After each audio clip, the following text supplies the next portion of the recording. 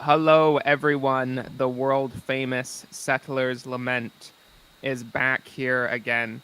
Today, once again, with my crack team of basedologists to determine whether or not John Oliver is correct about the British monarchy. This is something I just saw on Twitter recently. John Oliver had done a video attacking the monarchy. Of course, generally, I am a avid watcher of John Oliver. I usually cannot go a day without watching his content. Really, I mean, it's not he doesn't even make new content every day. I just love his stuff so much. I watch reruns of it constantly. I try to make sure that I watch at least 2 hours of John Oliver content a day, which really makes it surprising that I did not find this one particular video of his. I don't know how it slipped my mind. And I of course was shocked, absolutely shocked to find that that funny TV British man was anti-monarchy. You would expect that such a man would not hate his own country.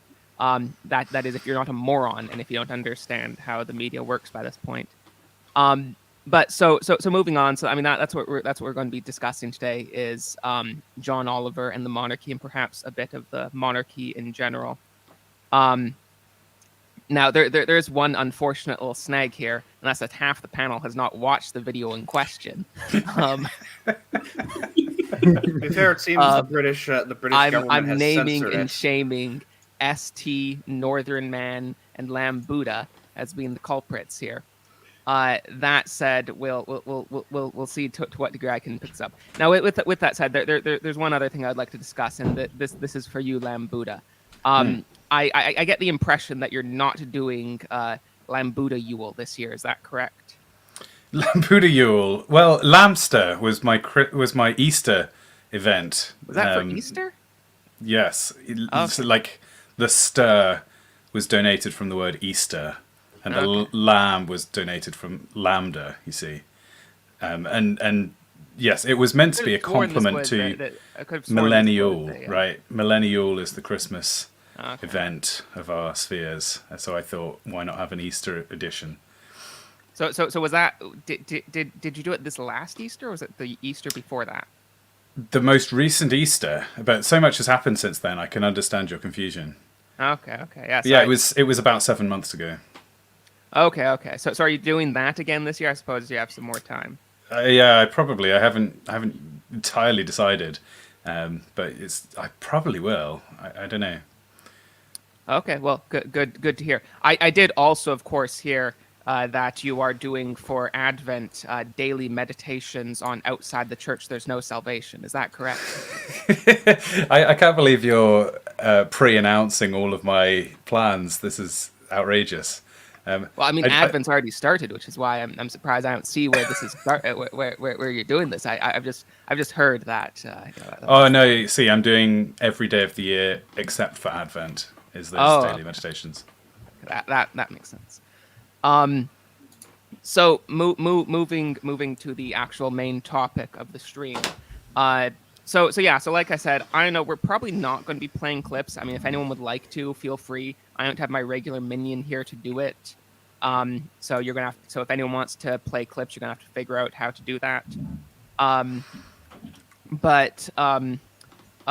But yeah, I mean, so the video in question, if I can just give my like broad feelings on it, it's what you'd expect from this sort of like from this crappy late night comedian stuff where it's just like stating their opinions with a laugh track. I'm not saying they're never funny. I did not find really anything even remotely attempting to be funny in this. Most of it was just him stating his opinion.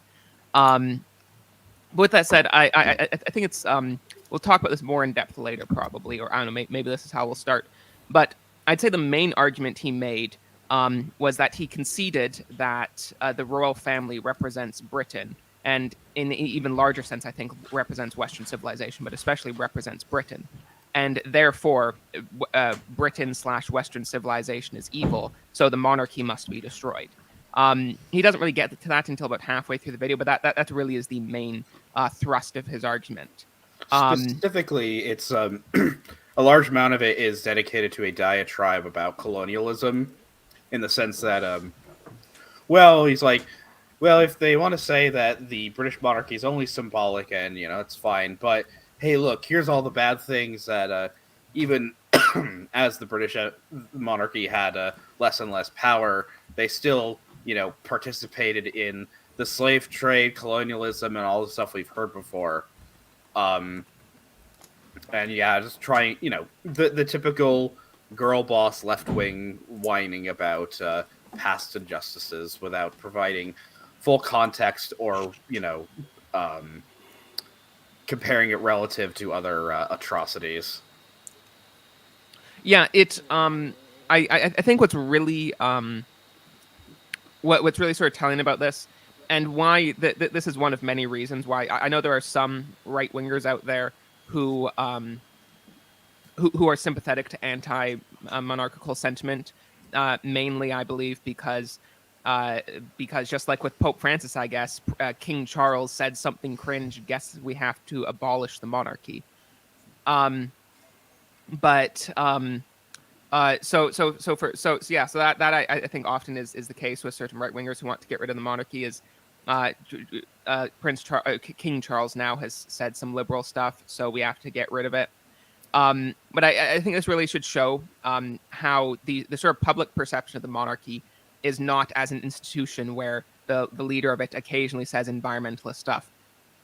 The perception that John Oliver has is clearly of it as a conservative institution.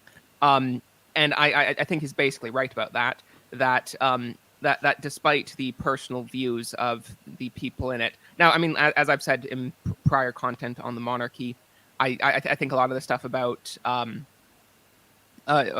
King Charles being a lib is greatly exaggerated, but that's beside the point. The conception that John Oliver and that many people have of it is that it's a conservative institution, and I think he's basically right about that. I think, and I said this in the pre-show, but to say it live as well, is that this is kind of, in my opinion, a certain white pill, because the entire corpus of what we can conceive of as liberalism, or like things that are wrong with the world now vis-a-vis the absolutely like anti-human conception that we have of reality, finds its beginning, its inception in this fight against around the monarchy, around the role of monarchy, right? It's is the transcendent value, the highest value that we kind of look at. Is it a person, or is it a concept, right? In this also bound up, and even preceding that, of course, the fight of Christianity between like a real understanding of God as Christ as person against a sort of like Christian mysticism that was cropping up in Europe more and more and more, and that of course is let's say instantiated in the Enlightenment and all those counter-monarchist movements. So in many ways, the John Oliver sitting up like in his little studio with his like laugh track audience, it's kind of a return to form. It's a return to the original arguments, to the original issues. Of course, it's let's say still in a very much like falsely framed setting, and it's not questioning the role of the British monarchy in the way of in which let's say we might even want to have the conversation, right? Because it's not just about like should the British monarchy exist, but it also should be about in what degree should the British monarchy exist, for example, right?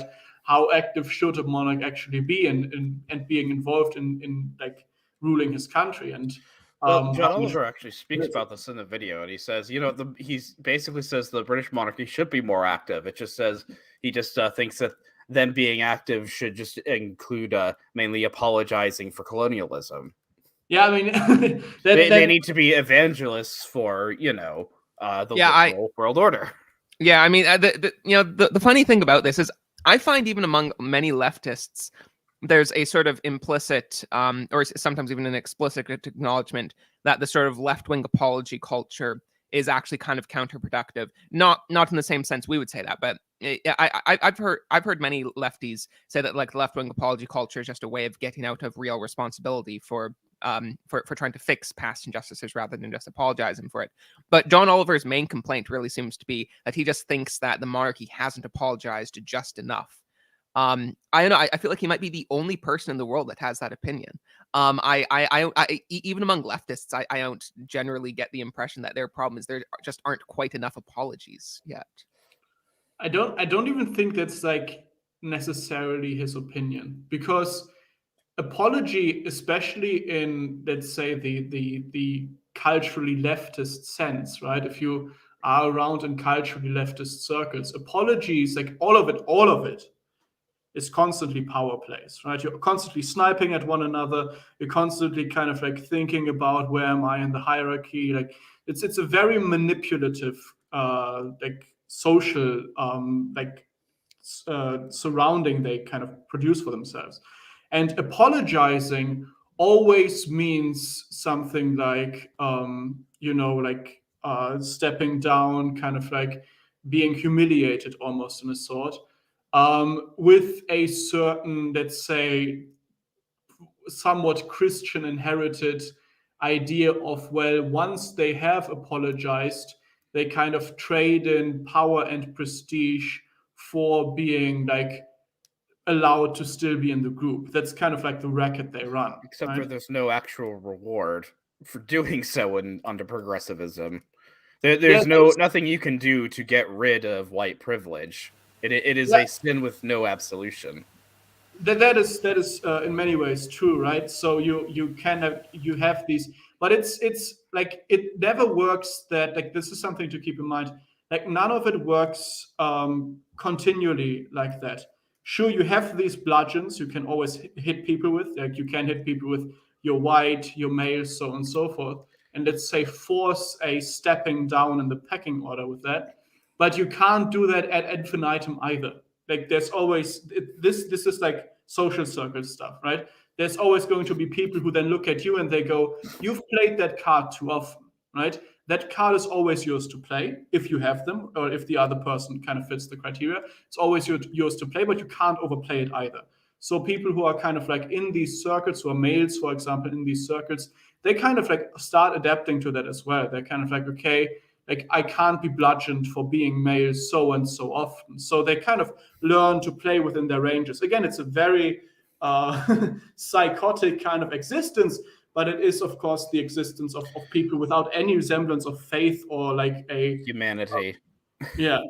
But yeah, and it's after they've been bludgeoned quite enough, then they just turn into simpering, people like John Oliver, goblins. Well, yeah, I mean, something John Oliver definitely shows us is that kind of the archetype of the resentful, bitter man with the hook nose and big glasses and kind of the receding hairline is not something that is resigned to one specific group of people or one specific religion, right? He is very much a bitter little man who kind of, it shows in his face, right? There have been caricatures like this going back 6,000 years.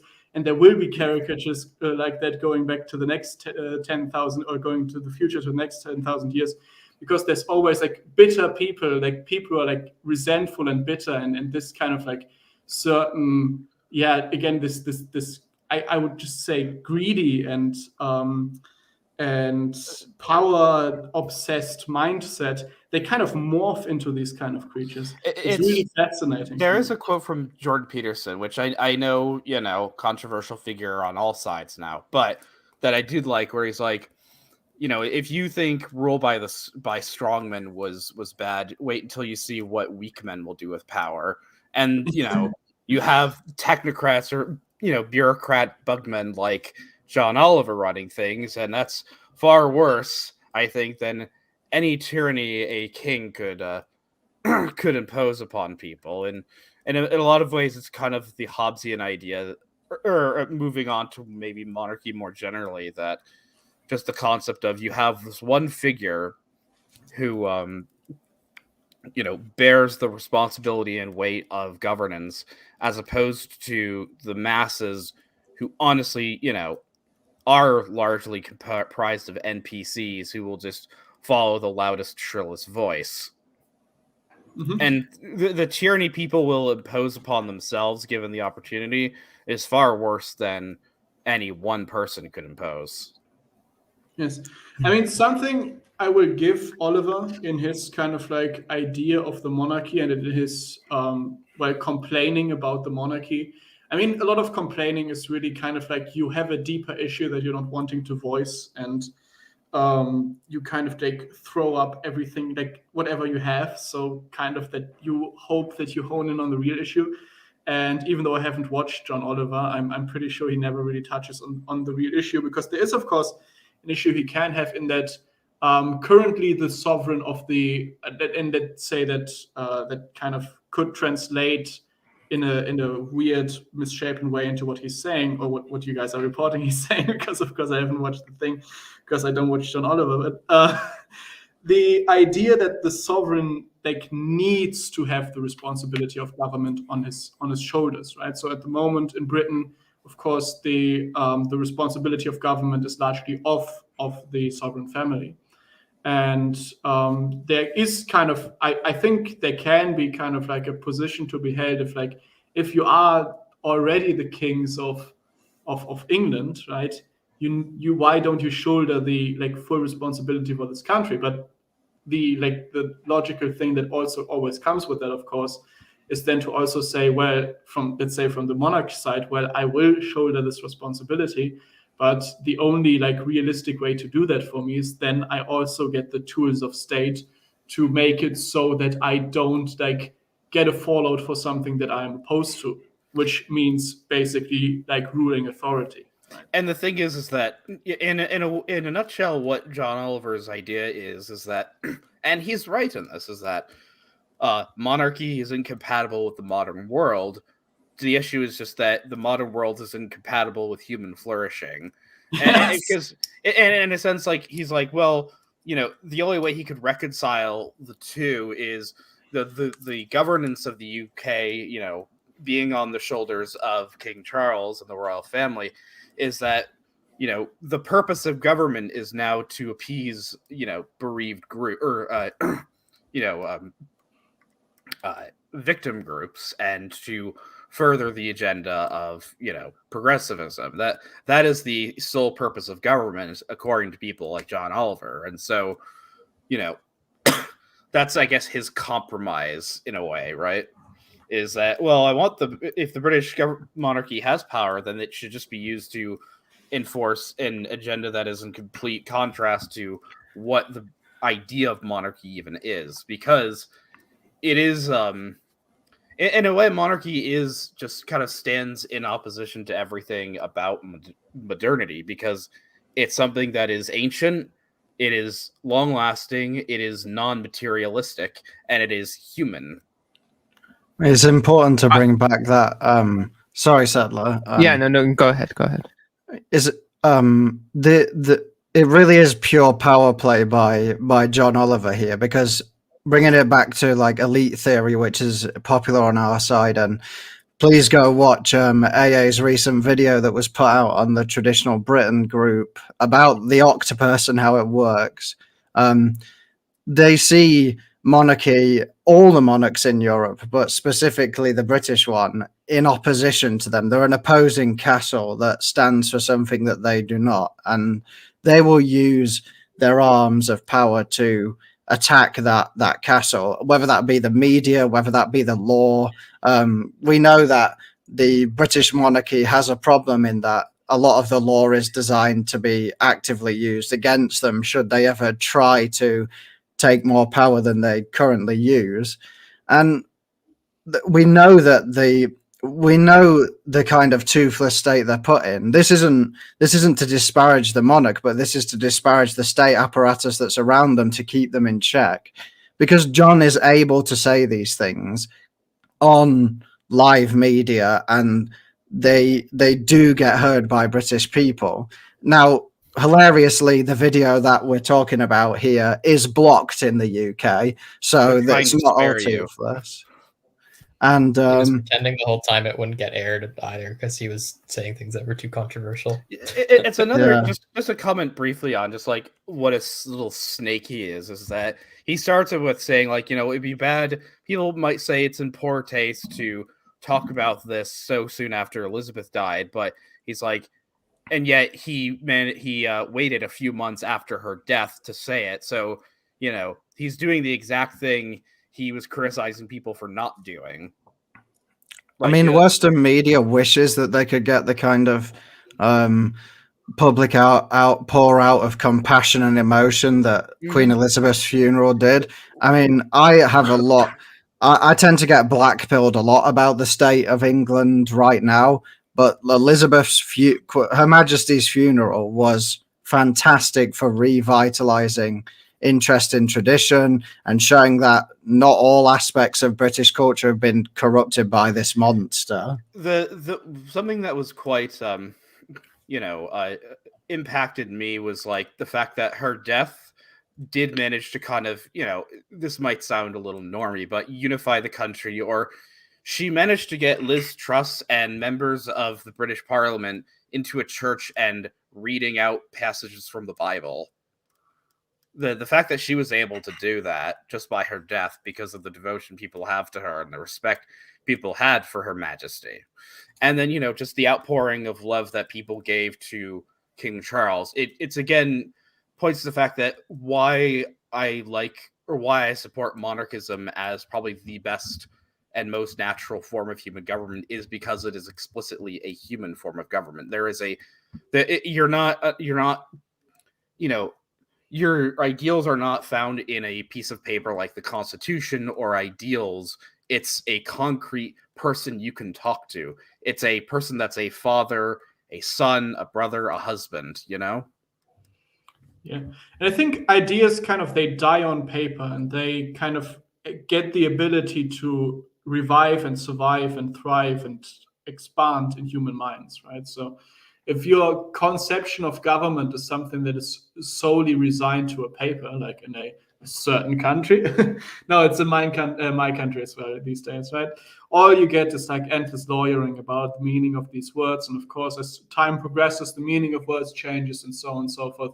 So it's an endless amount of bickering. Whilst if you live in a human institution, like for example, if we look at Christianity, the Catholic Church, there is no idea of kind of like we have to like. Of course, there's like canon law, and you can like make a degree in that, and there's a place for kind of like getting into the depths of canon law. But what the church really carries on through all of its succession, through all of its nodes, is really this kind of idea of Christianity. And there's a certain point, I think, for every Catholic that you just kind of get it.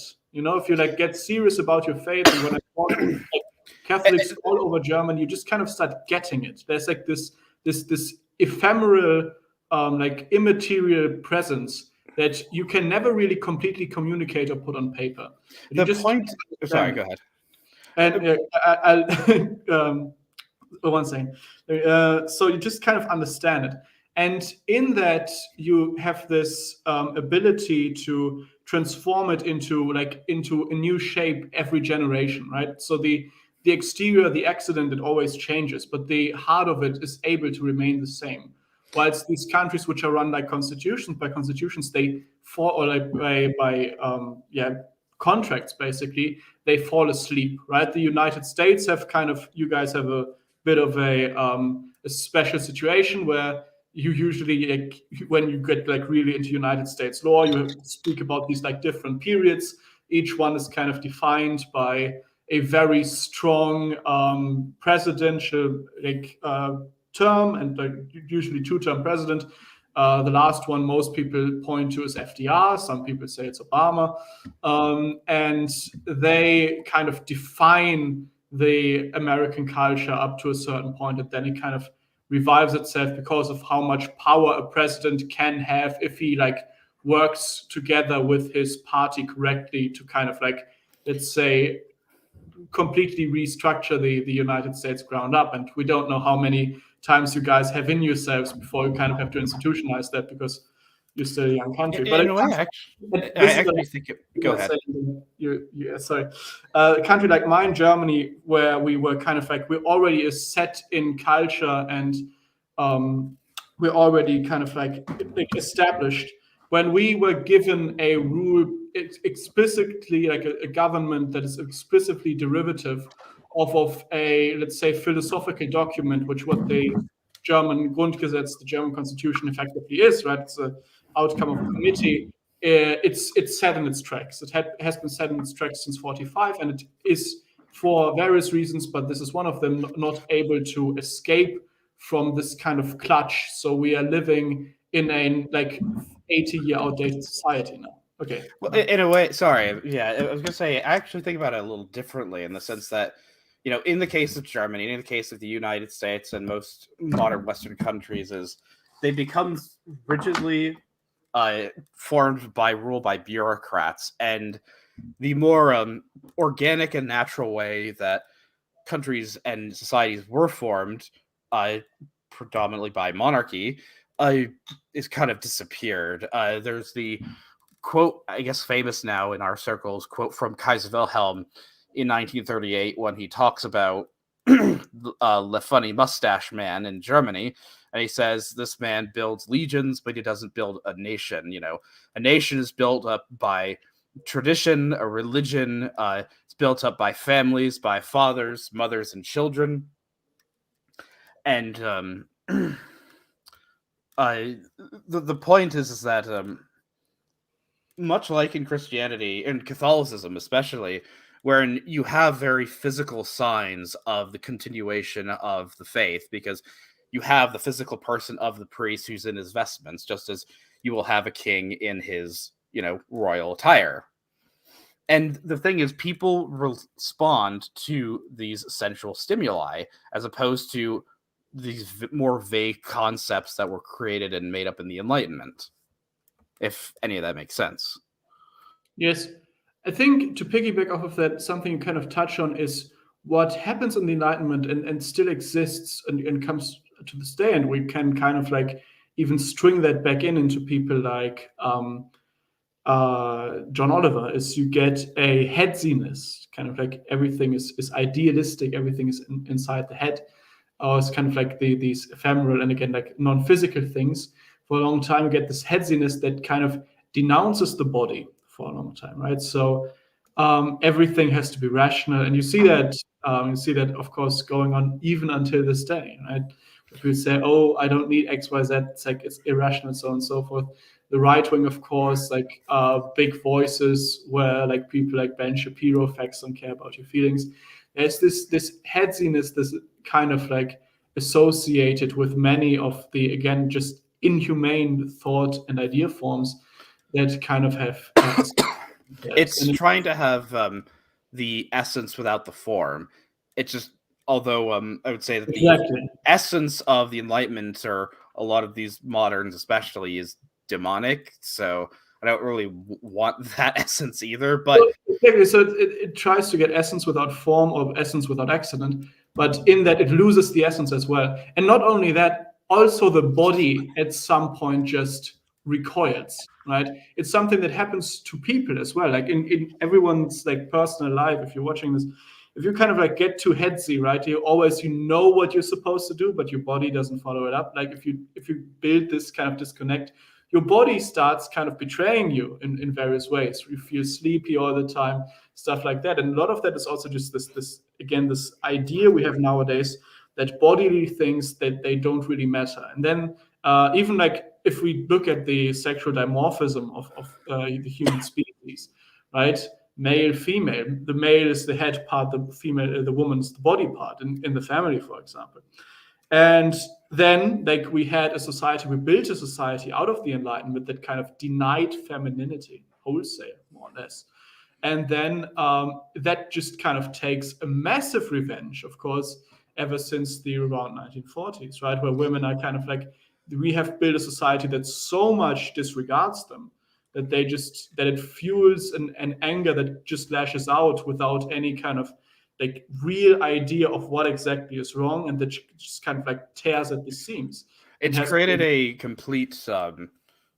completely broken concept of the sexes and, familial relations, if they even exist anymore, because you have like, I know you have what you said about masculinity, but now it seems like you have this revenge of toxic femininity in not being in its proper place or context anymore. And you result as people like John Oliver who are very, very effeminate. Like you get massive, girl boss vibes, as the kids say these days, from him, don't you? He is just this whiny, effeminate, limp-wristed guy that's just like having to explain things to you like your mom when you did something wrong. And John Oliver is the perfect example again, and this is how I wanted to bring it back into him. Is I just kind of looked up his early life as well, just to kind of check up on who the man is. And he is kind of, if you look it up, it's like son of a social worker and school headmaster. Is his father, mother is a music teacher. And you kind of like look through this early life, and it's like music, stand-up. It's all of this, if you kind of know European culture, like heavily, I think in the United States just as much, like heavily liberal, influenced, elitist kind of spheres, where on the one hand, raised by technocrats and bureaucrats. Yeah, where again you have this, not even that, like there's like this. So the liberal elite, the kind of like the artist elite in Europe, that's like, or not even, they're not even an elite really. They're just kind of a class that also exists. I am from that class. Okay, just say. Well, so am I. Well, then we're definitely speaking of the midwits. True. Okay, fair enough. But this kind of like milieu also bears out that disconnect very heavily, right? So, for example, when my father studied film in Germany, like in the late 70s, 80s, they were just starting to put into law that male professors, like male music, film, and art and literature professors, weren't allowed in a room together, like as the only people with female students, because there were so many like instances of these old professor people, and I think you even have this kind of like image in mind, and they all even look like that. It's like this old guy. Usually they also have big noses, like very thin people. They all look kind of like Beethoven, or like Beethoven more or less, or they try to look like him anyways. I thought Beethoven looked a little more heavy set in the paintings and busts of him. That's Bach, I think. I've been watching the clip of John Oliver in the background with the captions playing, so I feel I can now wade into the conversation with some relative. Do you want to commit Sudoku comment now, or doing the homework during the exam? It was made. Yes, it was made more pleasant of an experience by only having to see him whilst listening to your melodious voices. So that was a service I thank you for. One quick moment before you continue with your point. I would just like to respond to this. Surprised that a surprised settler keeps getting so many guests on his streams when he's always so discourteous to them. This just goes to show how much of a loser and a nerd this commenter is. By the way, you're banned from this channel. Goodbye. Get out of here. But if he wasn't such a loser and a nerd, he would know that being discourteous, which I'm not, but if I was, that would be exactly how I keep people on my channel, by asserting my dominance, by showing them who's the boss, and they just know Settler's such an alpha dude. I have to stick around here. If You're a regular Nick Adams, I mean, I'm pretty polite, but if I was more polite, then that would make me a beta. But since I'm this alpha, that's how people know that I'm the Settler may have been keeping me in his garage for 3 months, but that doesn't mean he's discourteous to me. Settler, do you know who Nick Adams is? I disavow this comment. I vaguely think I might have heard the name, but I don't know. He's a Twitter user that tries to project that he's an alpha male king, but like he's constantly talking about like he's a troll account largely because he's just tries to say things that will make suburban liberal white women upset, like him praising Hooters but also praising Trump and the Bible in the same sentence. Like he's doing nothing productive and he makes me very angry, but you just reminded me of him right there, so I don't know what that says about you. You don't become the world-famous Settler's Lament through courtesy. The magnanimous and illustrious Settler's Lament. Exactly. If Settler's Lament was a nice guy, there wouldn't be 21st in my room right now pointing a gun at my head, forcing me to make this show. So true. I mean, I suppose that answers this question as to where my minion is. Yes. I'm just happy I identified can say stickers. whatever I want since I've given you money before, Settler. So Well, you'll have to give me a lot more money. No, I wondered if we could talk about the subject of John Oliver and the monarchy. Yes.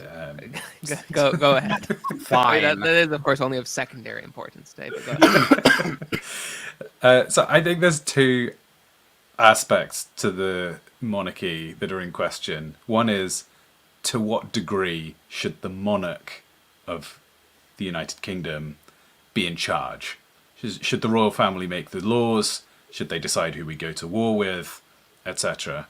And the other half of the question is, to what degree should the royal family own the things like the buildings and the land and the nice clothes and have servants and such? So on the first half of that question, it's difficult to imagine any way you could argue for them having less active control over the country, given that, as far as I can identify, the Queen during her reign did almost nothing in terms of ruling. She basically ceded control entirely to the Parliament. So my opinion on the monarchy in that regard is they should have a good deal more direct rule. The United Kingdom would be better with more control. King Charles making active decisions about the direction the country moves in.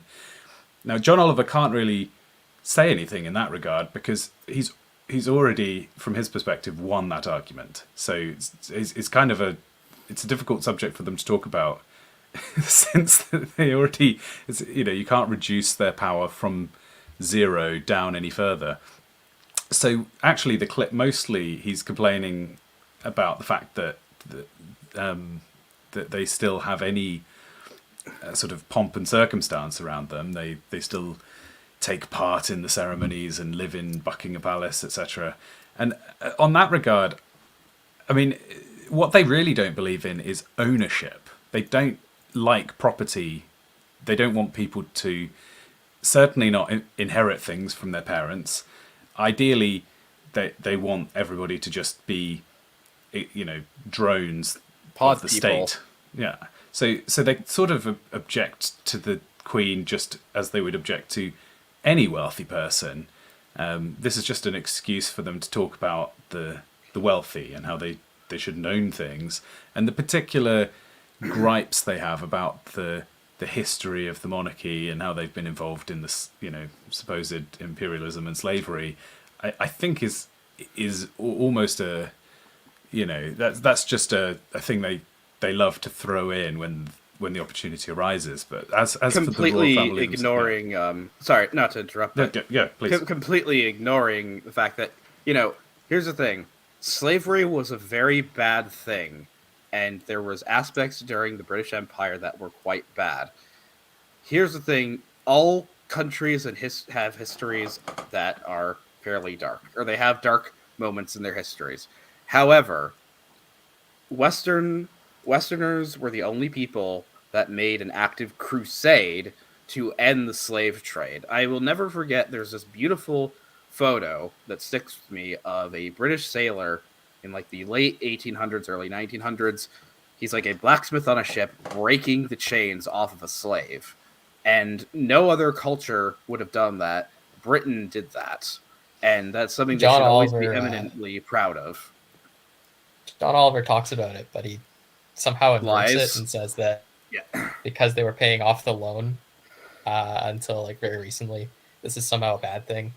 Well, his argument never is been that the money that was spent to end slavery, since a amount of that was spent to compensate the former slave owners, which make of that of what you will. The thing is, think about it like this: the option was either pay them off or we don't abolish slavery. And that's nothing to speak about the fact that you had a British squadron sailing up and down the coast of Africa for decades that cost how much, who knows how much money, whose only purpose was to stop the slave trade. And yeah. But and even beyond that, I'm just thinking about So if you think it's bad when you have the British monarchy, what happens when you get rid of the monarchy? Was it good? Was it good when Germany abolished their monarchy in 1918? Were the next few decades in Germany quite good? Were the next few decades in Russia good? Was the next few decades in France good? No, they marched nuns to their death. Well, I think. So true. Oh, go ahead, Settler. Oh yeah, no, I mean, did I have anything to add? Yeah, no, I totally agree. I don't know. Do I have anything to add? Not really. Go ahead, Charles. Oh yeah. So I wanted to talk a little bit about the role of the sovereign in. I'm more familiar with the sovereign's role in Canada, but it's fairly similar in Britain. Yeah, We're so kind of to, I taking mean, as to a clarify, of given. course, I mean, of course, this video in particular is specifically in reference to the UK. But I mean, she is just as much our monarch, so feel free to talk about Canada specifically. If He that's does have easier. a tiny little aside about the king's role in Canada, where he says he was the head of the Church of England, which set up residential schools. But I don't know why he didn't go with he was the head of the Canadian state, which set up the residential schools. But I digress. Is the panel satisfied with the current extent of the monarch's involvement in the running of Canada or the UK? No. I mean, in an ideal world, I would prefer a monarchy that has more authority. I mean, I am not anti-parliamentarian. I think the parliament is suited especially to the Anglo experience. The but foundation of our nation's freedom. Yeah. Because time was once upon a time when the parliamentarians were opposed to the royalists. So this almost becomes an anti-monarchical stream if you lot all. They were also anti-Christmas, so that tells you what you need to know about them. Well, I mean, I'm pretty anti-Christmas, so you're just trying to what? Make me like them. We had a whole stream about this last year. Disavow. I probably will do a video or something on why I hate Christmas. But okay, no, go ahead. Yeah. No, I mean to not scandalize people. I just mean like the modern atheistic, secular, materialistic holiday of Christmas, not the Christian holiday of Christmas. But yeah, no, I mean even in the English Civil War, initially the slogan of both sides was the king not without parliament and the parliament not without king. It was just the war that radicalized both sides into being anti-parliament and anti-monarchy, respectively. But yeah, I mean, in an ideal world, it would be nice to have a monarchy that had a more active role. I know that just seems so far out of our experience, though, that it doesn't seem helpful to talk about. But I suppose it still could be. We do often talk. I mean, the idea that Canada could not have mass immigration is honestly just about as close to there as King Charles coming over and personally ruling Canada. It just seems like a very weak position with regards to monarchy to say, I support the status quo. We disapprove of John Oliver's position, which is almost a victory lap on top of what they've already achieved in terms of relegating the monarchy. So to simply say, oh, I don't think the monarch should be reduced any further from the current position is such a weak source position. It's almost it's not even worth stating. Surely, yeah, no. I mean, I definitely agree. I mean, I suppose, yeah. I mean, yes. In an ideal world, I would want the monarch to have a more active role in government explicitly. But I mean, even realistically, there's lots of things I'd want to change to sort of promote the monarchy in public life, even just on symbolic grounds, like things I could imagine even the modern Conservative Party doing if they just grew a little bit more of a backbone. Introducing it more as like an actual active symbol, singing "God Save the King" in schools. Do you want to bring back the red ensign? Well, I mean, restoring the red ensign is unfortunately a bit extreme for. You don't like the simple tricolor leaf? Well, bicolor leaf. Do you mean the modern flag? Yes, it sucks, doesn't it? I mean, I don't hate the Canadian, the current Canadian flag. I do prefer the red ensign, but I don't hate it. Mm-hmm. No, but of course we all want the British to experience all of the joys of actually being ruled over by Germans. But I wanted to push on something Lambda said. Haven't they had Um, enough? They were ruled by Germans since the early 18th century. As nature commands. No, but I wanted to push back a bit on something that Lambda said, where he kind of like, maybe I understood it wrong, but I think you said something like, that John Oliver pushes back against, or like attacks the British royal house, like he attacks the rich, basically. Yeah. And I don't know, like, do we see him attacking other people of wealth for their wealth in the same way, or just occasionally again using the bludgeon of you're wealthy against people once they kind of fall off of certain wagons? So I'm sure that has he condemned Bill Gates for owning so much land in America? I mean, That's he an used to interesting be question. he used to be anti-corporatist and anti-billionaire when that was in vogue for the left. But just like all these panel hosts, what he says isn't necessarily only his opinion, but his opinion that's given to him by his directors and producers. I mean, I think you're right that he doesn't criticize the ally rich, like Bill Gates, as you mentioned. As soon as somebody has an opinion that is verboten, just to use a word for our German friends, as soon as they have an opinion that goes out of line, then the fact that they're wealthy will be used as a pile-on. So yes, I see what you mean. They're not consistent. He's probably gonna go after Musk in the same fashion, right? Yes. Because he is horrendously wealthy. Not to mention, do you think John Oliver is more or less wealthy than the average American? Well, Do you think he has quite a bit of extra money to spend? Because he complains about. Exactly. I mean, if you think nobody should own anything, then why should Last Week Tonight have a TV show with all their viewers? Shouldn't they distribute I don't even their think he views? explicitly said, "Oh, it's because he's not even directly like saying that he doesn't believe people should own things." Because I certainly think John Oliver believes he should own things, but he's just criticizing specifically the British monarchy. And an interesting point about it is like he's complaining about the fact that they own certain areas of land in England, and he's like, "Well, this is a drain on the British public," but it's like, no, these are lands that are assets, and they're bringing in money. That means they're generating wealth. They're not like siphoning wealth away like taxes do. I think right, if you decompose his criticism of the monarchy, it unveils that he doesn't believe in property, because he's complaining about the money that the British taxpayer pays to the monarchs, however much it is.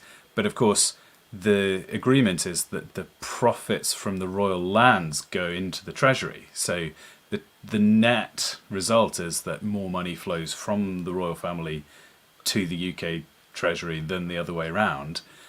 But John Oliver would say, well, that land was unfairly seized by the monarchs in the first place. So, and he says they were unfairly seized in the 13th century. So, yeah, completely relevant now that they've owned it for 800 years. But yeah.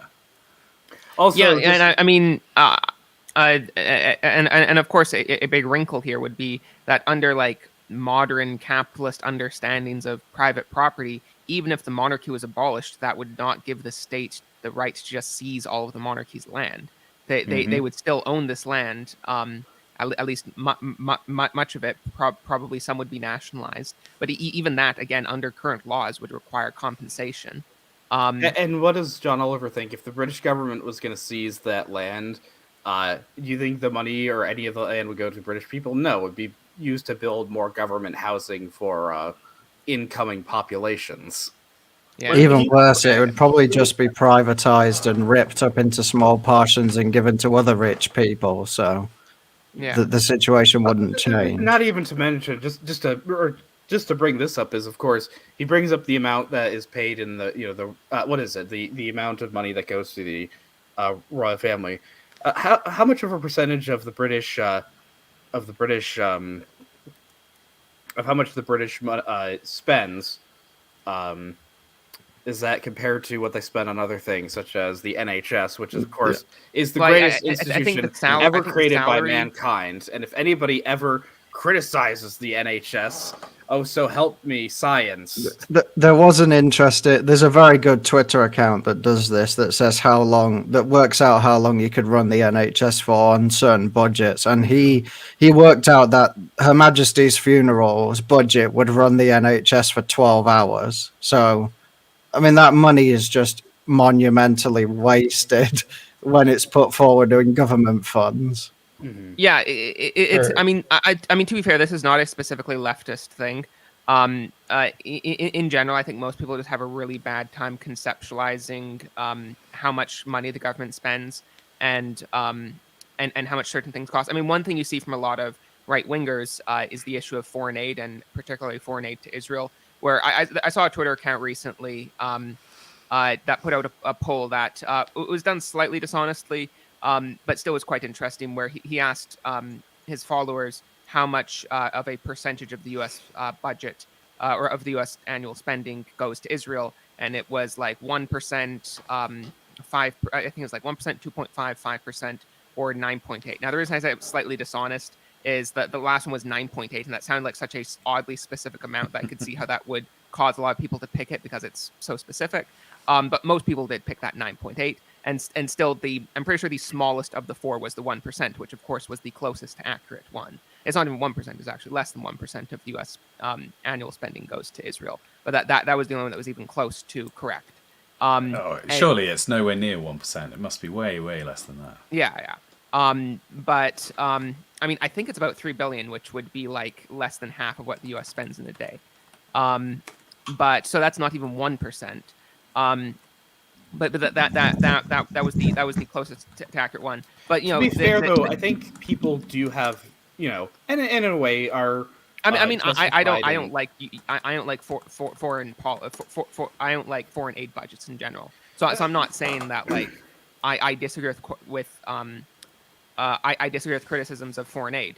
I'm just saying that I'm just saying that like this is also common for right wingers to not really understand this very well. What I was saying is that I think it's not even so much the amount as it's the principle, the fact that people are spending any amount of taxpayer money on issues that they don't consent to or think are not worth it. But in regards to the royal family, the problem is that I think of it is that they have it the other way around. The fact that it seems like a lot of modern British people, and Luke Avery, sorry, I don't know the name you usually go by. Lambda. Lambda, sorry. It's pronounced Lambuda, yeah. The perception is not, or the idea is that should not be that people think of the British monarchy as like it's some like branch of the British government. This little small branch is kind of out of the way. It's this outdated thing, whatever. Whereas in terms of actual legitimacy, like King Charles is the sovereign of the United Kingdom and the Commonwealth, and it shouldn't matter whether or not he owns like certain amounts of land in the UK. It's the fact that, in a way, the UK belongs to him rather than the other way around. He is not just this branch of the British government that like is just allowed to exist, as opposed to, the citizens of the United Kingdom are his subjects, not his, rulers who can just decide when he displeases them to get rid of him. Which, of course, is beautifully symbolized in him not owning a passport. Mm-hmm. I mean, yes, we have seen the ownership of the, let's say what was previously owned by the Windsors or their predecessors has sort of slipped from their fingers to some degree. I think you could imagine it happening during King Charles's reign, that there is a series of events that leads to him being removed entirely from the system. So historically, the royal family. I mean, historically, countries literally were just. It's a family that owns loads and loads of stuff, and that amount of things that they own grows and grows, and it becomes a nation state, and that that's where all of the countries ultimately originated. So it's a strange thing that's been kind of manipulated out of your hands. But it's a bit like if somebody gets old and in their dotage somebody sneaks in and starts making financial decisions for them and eventually transfers all the money out of their bank account. To use kind of the argument from Hans Hermann Hoppe, his comparison is that when you have a monarchy, you essentially have a family, or you have the head of a family who owns a house, and he has an incentive to, well, after I die, I want, if not the house itself, at least the wealth of it to pass on to my descendants. And so I have an incentive to ensure that this house prospers. Whereas he said, elected officials have the incentive to, well, since I'm not actually passing this on, I have the incentive to loot and to get as much for my own self as possible, and leave nothing for my inheritors, i.e., like renting property instead of owning it. But by the way, I did the numbers, and the amount of money spent on Israel foreign aid in the US as a percentage of their total government spending is 0.001%. The amount of money spent on the royal family as a percentage of UK government expenditure is 0.1%. So actually quite a lot bigger of a percentage. But nonetheless, if you're looking at your household expenditure and thinking where you're going to cut, you wouldn't want to spend a lot of time worrying about something that only makes up 0.1%. Even in the video, John Oliver admits that the average cost of the royal family on the British taxpayer is like £1 per year. I want If to. that. This is obviously a petty thing. I mean, I know in Canada, in my experience, this is the number one sort of respectable complaint most people have against monarchy is the cost. And also, Well, I mean, it was like, another obvious problem with like this is much of this is money that would be spent either way. I mean, like in Canada, when they're tallying up how much the monarchy costs, that usually involves the that usually involves the salaries for the governor general and the lieutenant governors of each individual province, which obviously Canada would still have a head of state and individual governors if we got rid of the monarchy. So that this is just like a completely invented number, and it just I think is what Lambuda was saying earlier, that this is just sort of a respectable way of saying that like you're really mad at people for owning money and being important when you're not as important as or own as much money as they do. But if you so the mint is coming out with commemorative $2 coins for the late Queen Elizabeth's death, with a black ring around it where the silver would be usually. And one of the objections I saw to it on Twitter was we're spending money on the monarchy, right? But this is literally the Royal Canadian Mint's mandate.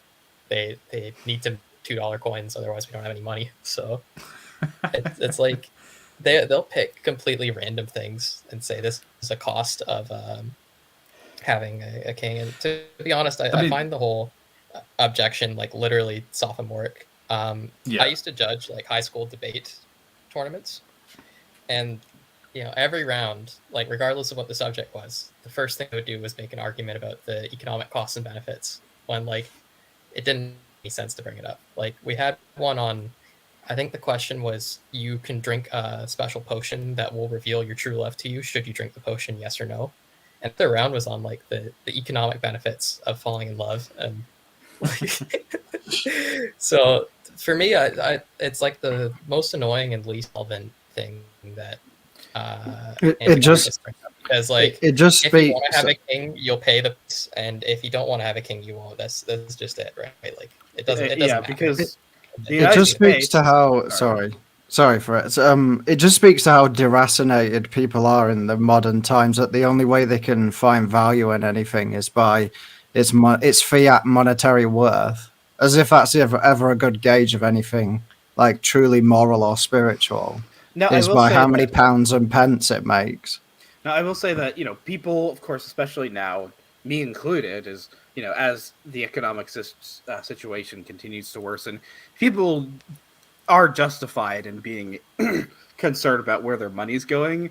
It's just No, that it's just that complaining about the royal family is like not getting rid of the royal family is not going to fix any of the economic dire straits that a lot of Britons might find themselves in. But I wanted to go on something that, sorry, Charles brought up. And it's kind of this interesting paradox that, monarchism, the fact that you have power and sovereignty and the ideals of a nation embodied in a physical person, and yet it is a non-materialistic, almost mystical idea, as opposed to this kind of rationalized, standardized, industrialized bureaucracy that the moderns embody, and yet that is supposedly entirely conceptual. I kind of want to get back to the economics issue, and not to like talk the numbers again, but to specifically kind of like talk against that, kind of joining what Charles and Northern Man have said. I think there's like a lot of right wingers always, when they look kind of back in history, they kind of feel betrayed by the right wingers or traditionalists or conservatives or whatever you want to call it that came before them, because they always feel like the other side is driving the speed limit. And as soon as you get into these kind of debates of like how much budget should X and Y take over the real question that is behind that, right? When people talk about the budget for foreign aid to specific countries, when people talk about the budget for the family, for a certain family or something else, it's not about the money, right? And this is something that if you work in the world of money, like banking, you start understanding, like, it's not about the money. Money is a value approximator. And the magical thing that has to be understood is that money doesn't create value, it chases value. So when you, like, when for example, like coming back from a Catholic perspective, when people kind of talk about, oh, the church like spending so and so much, why does it spend on, for example, on the papal tiara, right? Why is like some churches ordained in gold and everything? That's so expensive. Why couldn't you give that to the poor? Of course, the original, the first time we have this argument in scripture is Judas making it. The reason is that there are certain things where you just ask, like, you don't ask how much does it cost, you ask what do you want, right? With the funeral of the queen, you don't ask, okay, like, what budget do we have? The question is, what is important about the queen and her relationship to the state and all of these things, like, what do you want? And then you make that money, right? Then you take that budget, basically. It's like when you want to have a family, right? It's you're not, normal healthy people, when they, a man and woman get married and they're like, well, what is the economic pros and cons of having children? Children, of course, are very expensive, but it's like, when my brother and his wife were saying, planning on having a family, they're not like, oh, what is the economic benefit and drawback of having children? No, it's, something non-materialistic. It's, we are creating a new life, and we are, we don't care that it costs a lot of money. The benefit of it is far greater, because we're participating, in what is perfectly natural and divine for human beings. And the result is my adorable niece and nephew.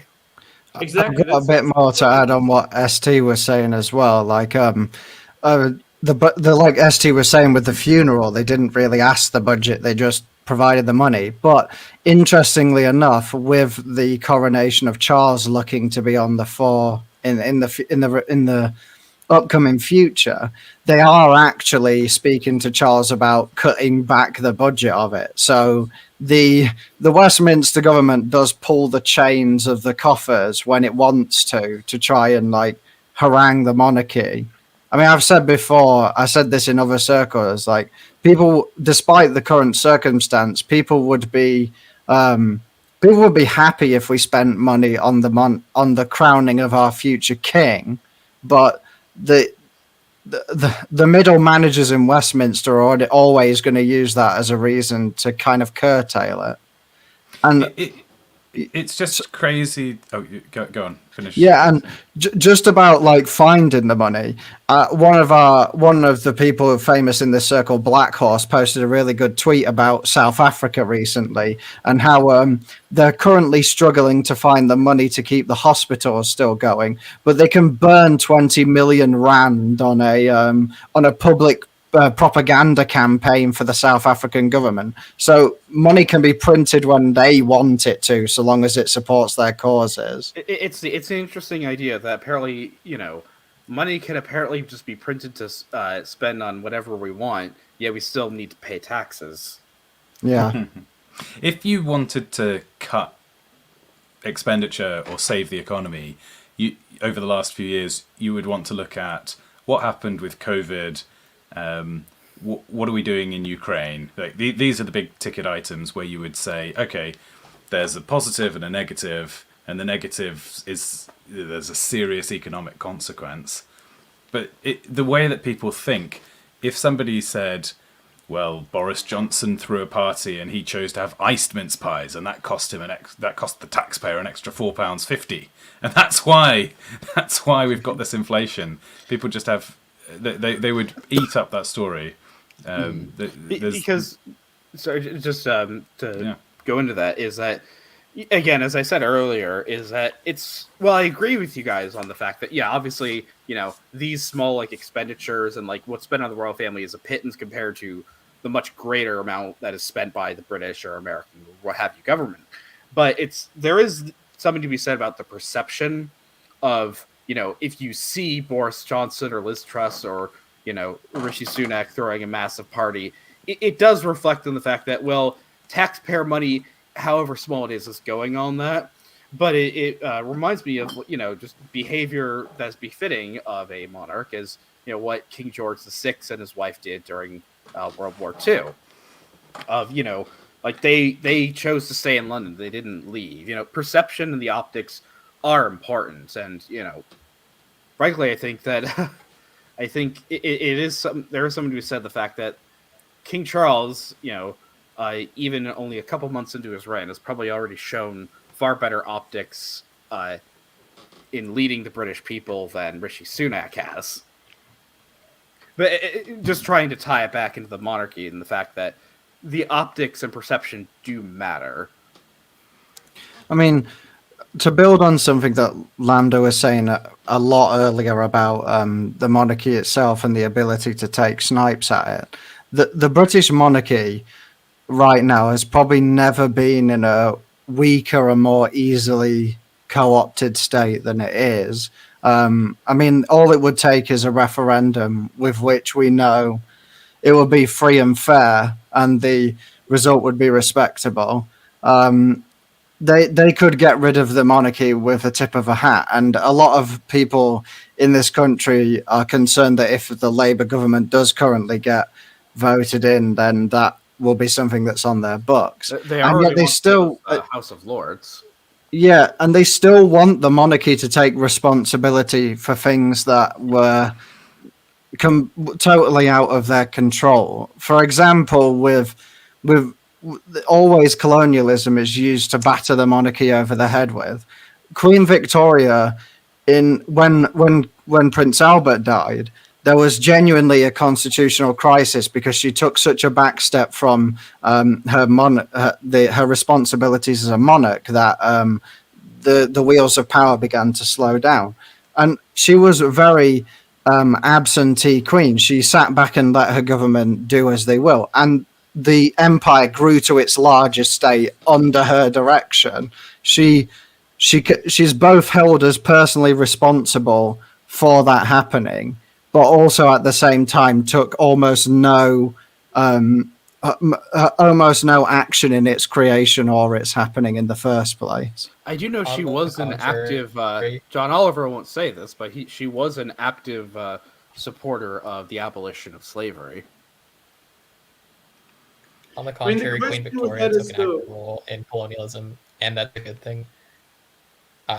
She was Canada's first queen, and our second greatest.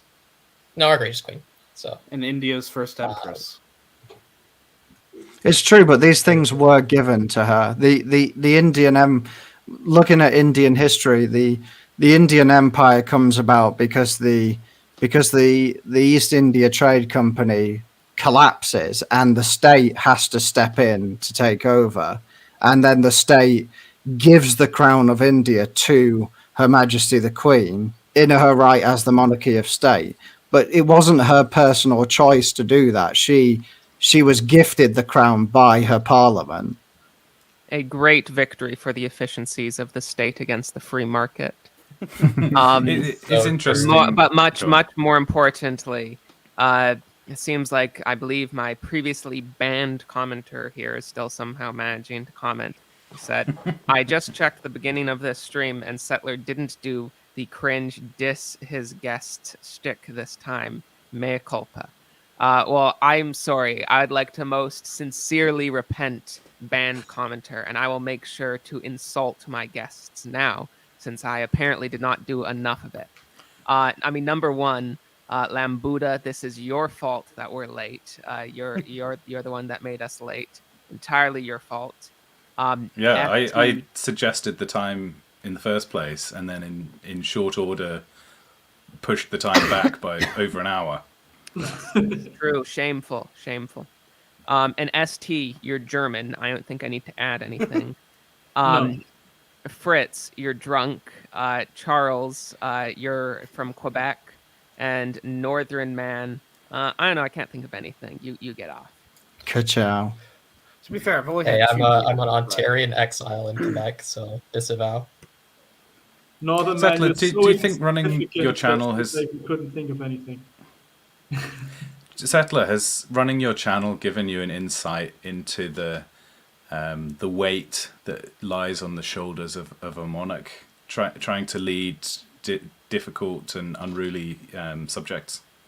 Yes. No, I honestly have to say, though I greatly, of course, respect King Charles and the late Queen Elizabeth, the one thing they could not quite understand is having subjects quite as stupid as mine. I'm sure. Hey, I'm not a The subject. average IQ of their subjects is quite higher than mine. I'd like to ask a question as well to like Settler and Charles, the other Canadian. Like, what's the Republican sentiment in Canada Yeah, what is your Canada at country this called? time? Well, is there a backbone of it? Like, because I know it's hotbed in Australia. I would actually say it's quite a bit better than Australia and worse at the same time. So what I mean by that is I think Canadians are much more apathetic about the monarchy than Australia, and that's both a positive and a negative. So like there's never been a referendum on the monarchy in Canada. There isn't like a big mass movement against the monarchy. None of the parties are really running as like Republican parties. I mean, like most NDP, that's the Social Democrats in Canada. Most of them are probably Republicans. I think about half of them are explicitly Republican, and the other half are probably just like private Republicans who think it's not worth the trouble to talk about publicly. And the Conservative Party is generally supportive of the monarchy, but it's not a big issue for them. And the Liberals are not at least explicitly anti-monarchy. So it's not like Australia where Labor is much more Republican and they're one of the big two parties, where the NDP in Canada are not one of the big two. They have a similar position that the Lib Dems have in the UK. So in that sense, it's better. But I think the lack of controversy about the monarchy is because I think it probably has an even less present position in Canadian life than it does in Australia.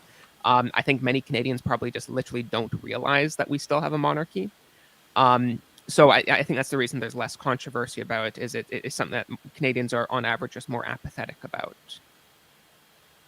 And Interesting. Still a lot of love for the monarchy among Laurentian types too. Like, I remember when Queen Elizabeth died, Justin Trudeau gave like a very moving speech about how, like, she was a personal friend of his. She was like inspiration for him as prime minister. Like, I think there is a little bit of sentimentality still left in the Laurentian elites, and I don't think the Liberals will ever make that move. Which I'd also say Oh, sorry. I was I'll gonna just say, finish. doesn't that say Also, something, right? constitutionally, changing anything about the monarchy is near impossible. It would require 100% of the legislature of every province and the federal government to agree to get rid of the monarchy or make any change whatsoever. So I was So gonna there briefly will never say be is that that gets so, anywhere. sorry. No, that's all I had. Oh, I was just gonna say, I'm so sorry for interrupting, but it's that doesn't it say something that even Justin Trudeau, kind of our ideological mortal enemy in a lot of ways, even he and us can find agreement in the person of Queen Elizabeth, right? Because like every time, because there's that kind of horrible interview you saw recently with, or it's like I think a clip from their Netflix series of Harry and Meghan, wherein they're like, or she's like mocking meeting the Queen, but like, over her 70 years of reign, pretty much every single person that's ever been asked about like what kind of a person she was has had nothing but something really good to say about her, Yeah, so true. It's interesting as yeah, well. no, I mean, she. You go ahead, Settler. Yeah. So I mean, sorry, I'd like to add a bit more on the Canada situation. One quite negative note that I just saw on Twitter, which is just from like 3 or 4 hours ago, is apparently Quebec has just passed a law, which which allows MPs when they're being sworn in to choose whether or not they want to whether or not they want to swear an oath of allegiance to the Queen or to the King now. Which is, of course, blatantly unconstitutional and will probably not be challenged. Of course, sorry, to be clear, I'm referring to provincial members of the National Assembly, not the federal government. I wanted to push back on the idea that change to the system is impossible because there's technical, constitutional things in place. If the people, the actual humans who are making the decisions, the elite want something to change, then they will find a way to make it change. I mean, in the UK, we apparently now have a Supreme Court. Probably the Supreme Court is considered to be above and beyond any other ruling by any other body if push came to shove. So you'll wake up one morning and Canada will have a Supreme Court that just decrees that the monarchy is abolished because they are too racist to be considered, and who cares what other constitutional mechanisms exist. Definitely. I think Lambda's right. If the monarchy ever got in the way of the state acquiring more power into your lives, they would do away with it as quickly as they could. There's a quote from Emperor Franz Joseph I of Austria-Hungary, and he said it to Teddy Roosevelt, I think in like 1910. And he says, I'm the last monarch of the old school or the old order, and it's my job to protect people from their politicians. And it's, yeah. But the question is, are the people involved who let's suppose there are a discrete number of people who are actually in power in some sense, do they include anybody from the royal family, or are they favourably disposed towards the royal family? Is there any glimmering of actual power remaining in the House of Windsor, or are they indeed merely kind of a wisp, a celebrity without any control whatsoever? I don't know the answer to that. It's just I suspect they don't have power. If I had to put my cards on the table.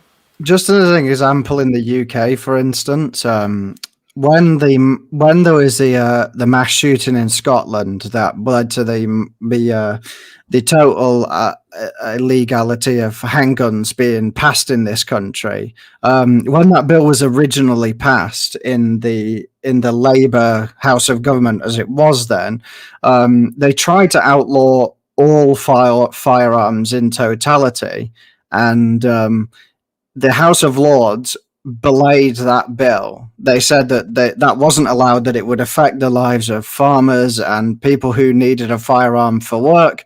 And so that bill was stopped and they had to lessen it, and it was specifically for handguns. And then since that happened, the the lower house, the House of Commons, has tried to do everything in its power to lessen the ability of the House of Lords to do anything with respect to their grasp on power. So it just shows to you that if there's a roadblock in their way, they will find a way to get rid of it. And that hasn't happened with the monarchy thus far, but that's only because the monarchy keeps quiet about these issues.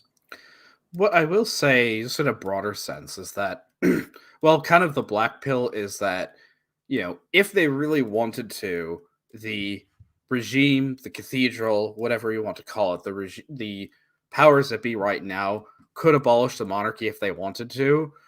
As I've said earlier, yes, I completely agree with John Oliver and his premise that the monarchy is incompatible with the modern world. The issue, I guess, with him is that the modern world is incompatible with reality, in the sense that the modern world's not going to be around forever, and the fact that they don't have, because of fertility rates, because of just how completely self-destructive all of the behavior they encourage is. And I guess that in a way gives hope, the fact that these psychopaths and madmen that are trying to rule us now, they don't really have a future, whereas a future of people that build what eventually built kingdoms like the United Kingdom and great civilizations like the British Empire, they're built on families, they're built on traditions and deep roots and religion, and that's something that the moderns don't have. Well, I think your perspective is far too white-pilled.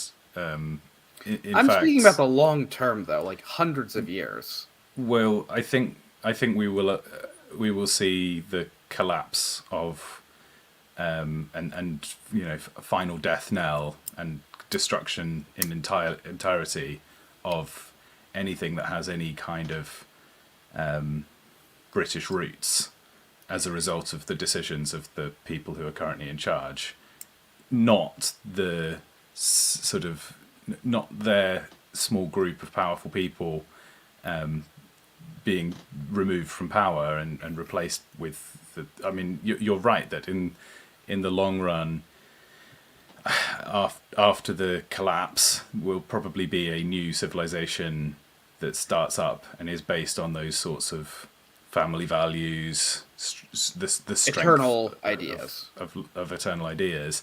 But let's not pretend that that's a rosy future for the things that we cherish. Well, I know that. No, that's what I'm saying is in the long term, I'm saying is that the moderns won't win in the end. It's just that, the hope, or what we need to carry forward, is what seeds can we plant now, and ideas and value.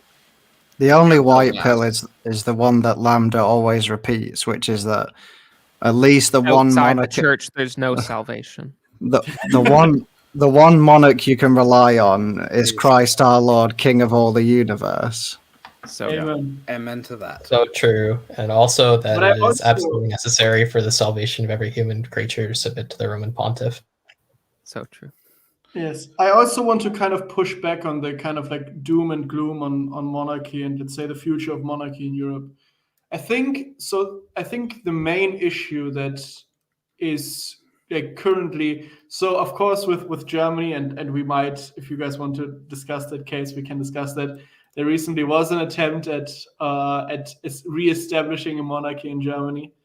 It's a bit glowy though. It's glowing red hot. That no, it's not really.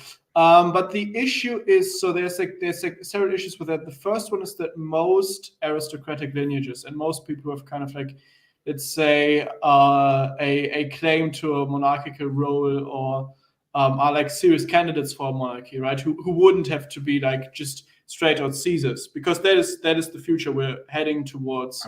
If nobody kind of, let's say, picks up the mantle a priori, is that things just get bad. Whoever is currently kind of like close to power and has a somewhat better way to run things is going to take over, and then they have a choice to either become a monarchy or like a continued dictatorship like we see in China.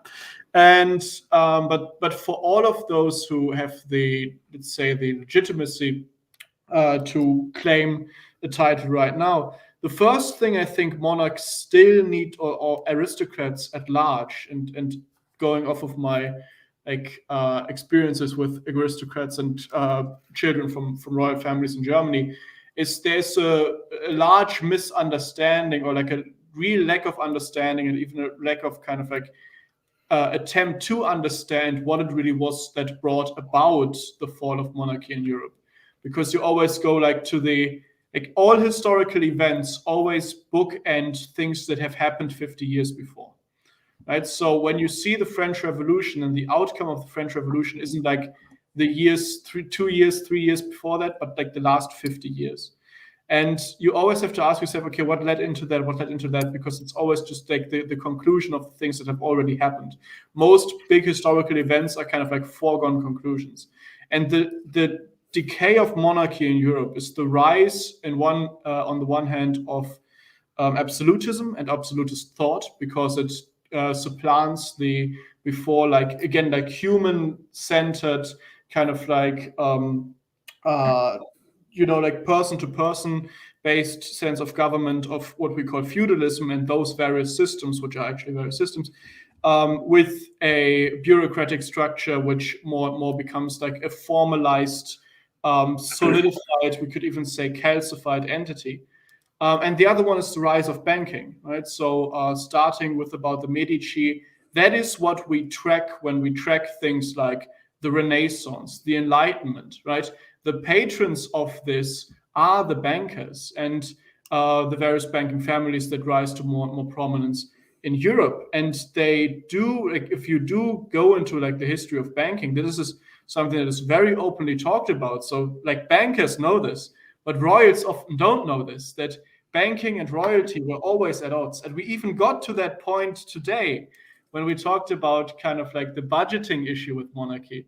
Monarchy, again, is based on a human level, where you don't act based on a budget, but more based on desire and on just a general, like you make compromises just based on what you want to do, what do you desire, like where do you look at, basically. Again, like you don't ask what's the budget for the funeral. You ask, okay, the funeral has, or you say the funeral has to have like enough attendance or enough ranks for 50,000 people because everybody loves the queen, right?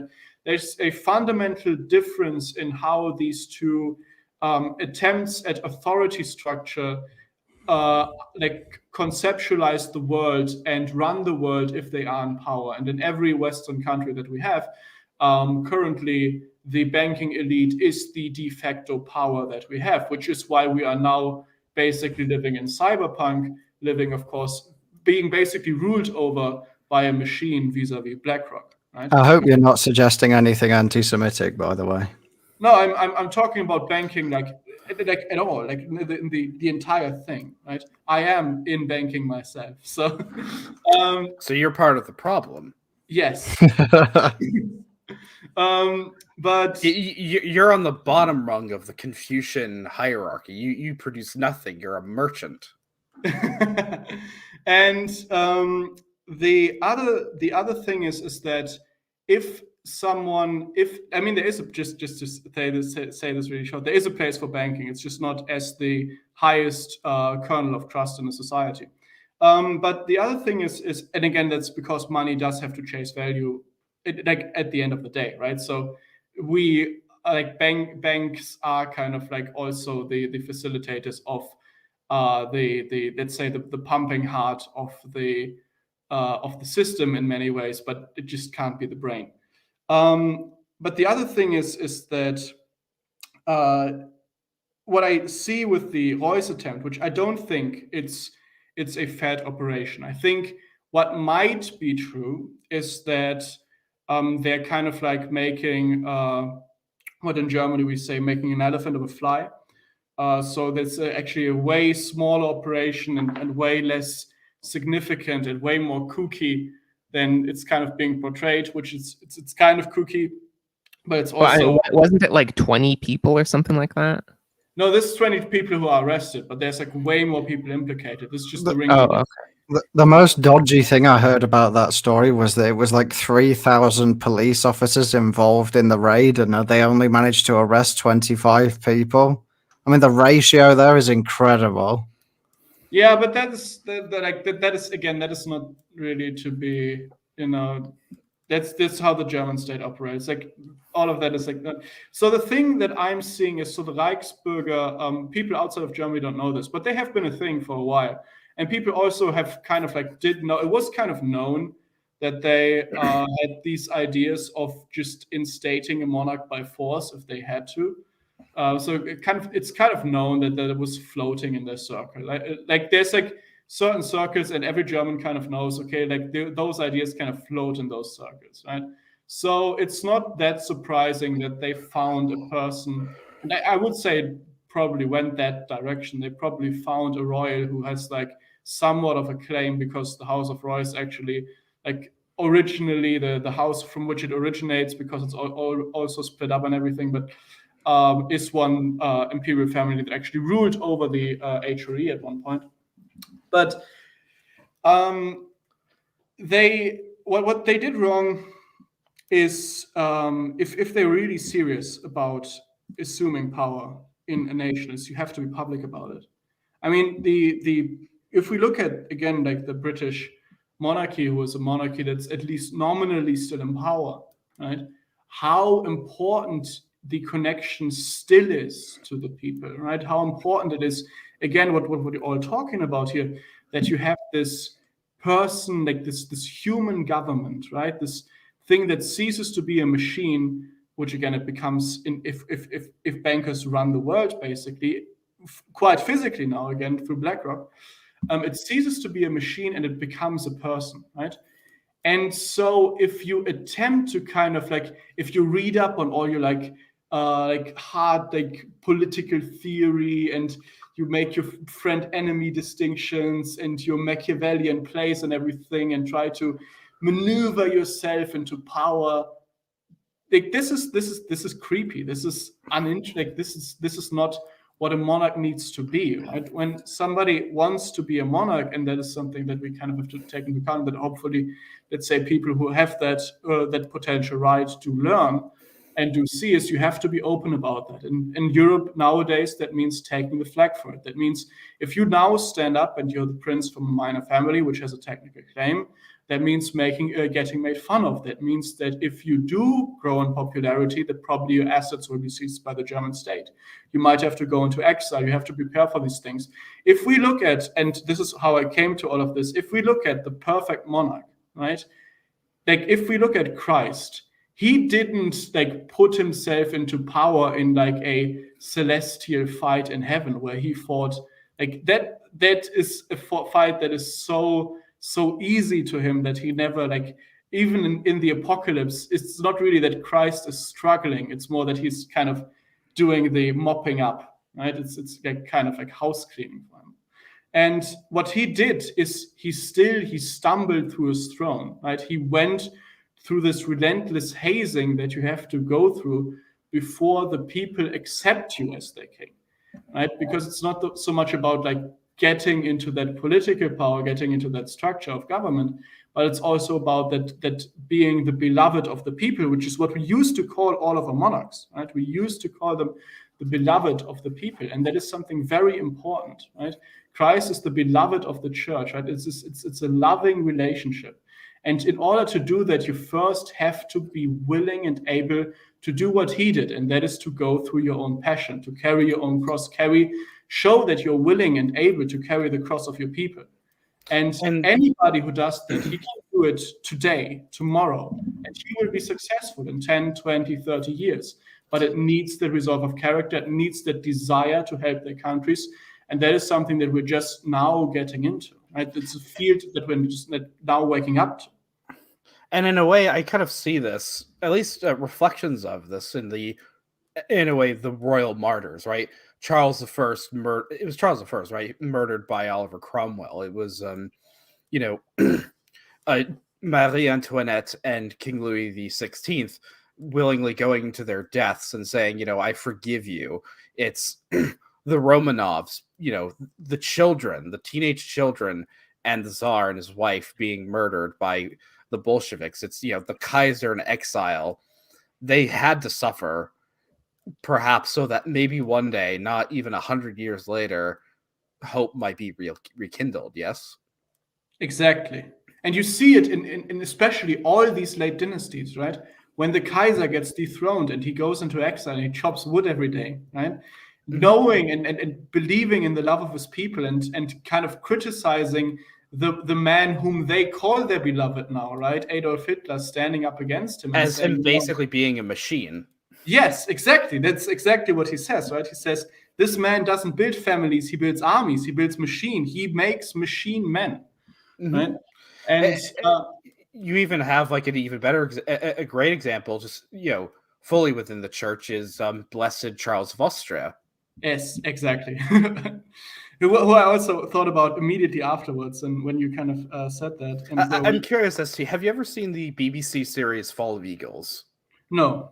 It's a fantastic historical drama series from the 70s that kind of that depicts the kind of rise and fall of the Hohenzollern, Habsburg, and Romanov families in the late 19th and early 20th centuries. It's really good. Yeah. I would highly recommend it. It ends, with the Kaiser in exile. Yes. And of course, Charles of Austria, Blessed Charles of Austria. I mean, the man, nobody can sell him as well as Charles Cologne can, but the long and short of it is he comes into power on an incredibly unlikely way, even though he was kind of like prophesized even to become the Emperor of Austria, which wasn't set in stone at all. And then when he's out of power, the things he does, where he like the attempts when he is in power, he gets into power in during the war, the attempts he does to stop the war, the things he does later to just kind of give his people a dignity, give his people a future. He sacrificed, he goes through a lot, and he also dies in a very, he dies in exile, having made and this is really true, a sort of like spiritual connection over long distance. So appearing to somebody else in a dream, to the King of Spain in dream, to save his family, because it wasn't clear that his family was even going to survive the future, basically. And yeah. You even have reading through the Kaiser's memoirs. He didn't go through with this because it probably wouldn't have done anything. He spoke about his willingness to either, at the end of the war, go on a death charge into the Allied lines, or he specifically said, if I turn myself into the Allies and let myself be tried and probably executed by, the Treaty of Versailles, if that would do anything to save my country or to lessen the burdens, I would happily do it. It's just the fact that he probably understood that it wouldn't have. They would have just paraded his corpse around. Yes.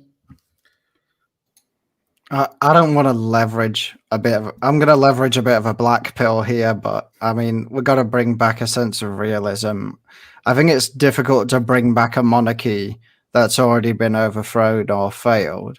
I think it's more likely a scenario in future that new dynastic lines will grow out with success of being able to govern a nation and a people properly. Do you think Trump has a shot at a 2024 run? No, I think Trump lost a lot of his energy after proving that even after 4 years in the presidency. I'm not meaning in the current setting of let's say what's going on with him, let's say now, but do you think that there is this ability to get back into race even though you have lost a term, basically? Nixon did that Donald before Trump as a well. literal emperor? But yeah, I think it's better to move away from that. But the presidency is a different thing to monarchy.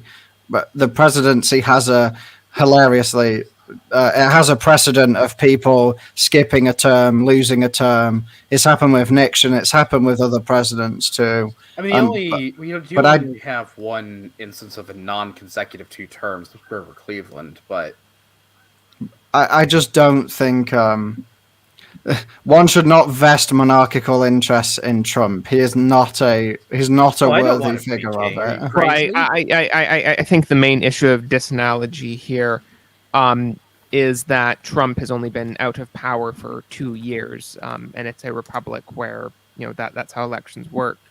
I don't I don't think that's the same as a royal house that could have been out of power for a century. We have the precedent for this, right, with the restoration of the French monarch after Napoleon was deposed, and like, but again, that's like a generation. Yeah, all that came out of that was they had another revolution, and they got another Napoleon and another. They just repeated the whole process, right? That's an excellent example as well, Charles, because it's like the French monarchy wasn't brought back because of the choice of their own governing elite. It was brought back because the Anglos and the Prussians put him back on his throne with force. And again, in a broader idea, is that monarchism, I think it was, we kind of alluded to, it's indelibly tied to higher spiritual and philosophical truths. It's more about trying to spread that idea. And because the thing is, as modernity continues to degrade, people are going to start looking for answers. And the thing is, increasingly, liberal democracy is not going to be able to provide them.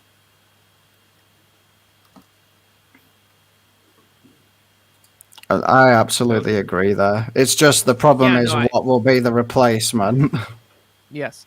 Yeah, I mean, as you guys were alluding to earlier, I think the number one problem with modernity is that there's just so much about modernity that is fundamentally opposed to natural law, and that I think it is quite literally unsustainable to go on indefinitely like this. I don't know if this is an analogy I've used on my channel before. I know I've used it elsewhere, but most modern governments are essentially like they're essentially like the social equivalent of the Soviet Union. That as I've said before, gay quote unquote marriage is just as radically left wing as anything the Soviet Union ever did was economically radically left wing. And when you're doing the types of things that that modern Western governments do all the time, it's just so discontinuous with the natural law that it's impossible for this really to go on indefinitely. But I stunned you all with my brilliance. Well, we're talking again potentially as if the realization that it can't go on will lead people towards sense. But I think we've seen endless examples throughout history of civilizations which span out away from the natural order of things and then fell apart, and misery followed. So I'm not sure where the idea that people I agree. I'm not saying that it's going to be quick or that it's going to put things back together anytime soon. We're planting trees that the shade of which our children won't even be able to enjoy, but maybe our grandchildren. I mean, even that I think is too. I think we're just trying to have a little bubble of sanity that we can live in. Just we're not going to like ride in like the Rohirrim at Helm's Deep. We're probably going to be more like, hopefully, the small mammalians at the end of the extinction of the dinosaurs that eventually managed to survive. Maybe. I mean, I don't know that. I don't know that I am motivated because I don't. So if the idea is our ideas that we propagate will have a continuous line to the people who take over, maybe. But I think we should. But we can try, damn it. I think what we should do is figure out how to live appropriately for ourselves and for our children, given the environment that we find ourselves, and trust the long-term planning to God. That's more my attitude. So I don't think we need to worry about the human race, in that history is in God's hands. Nations rise and nations fall, but the word of God stands forever. So I think something that's important to keep in mind with this, if monarchy is done properly, it's kind of a modular system, right? Because something that's the basis of, again, let's say proper monarchy, and again, I don't see absolutism as proper monarchy, is you have this entire system of titles, right? That's actually a modular system where you have like these thousands and hundreds of thousands of like small claims that all kind of like can shuffle around and so on and so forth. And so when you are a monarchist, what you can always do and what you're always called to do, which is kind of like our version, I guess, of political activism, is you build yourself up into a module that any monarch in the future can then properly interact with. So you build your household into a small monarchy.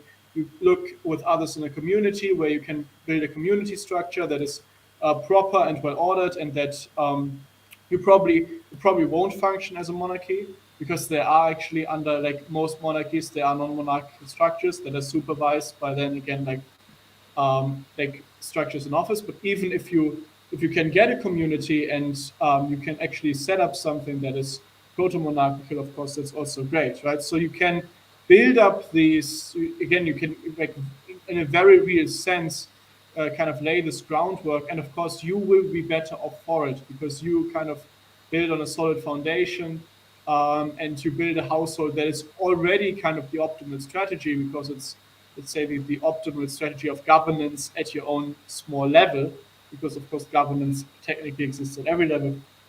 And then once a monarch comes into the picture, you will have that same ability, or your descendants will have that same ability, to kind of align yourselves to their interest, right? And there's a lot of, I think, also with what Fritz said, when we look into the future, we also just kind of need to keep that in mind, right?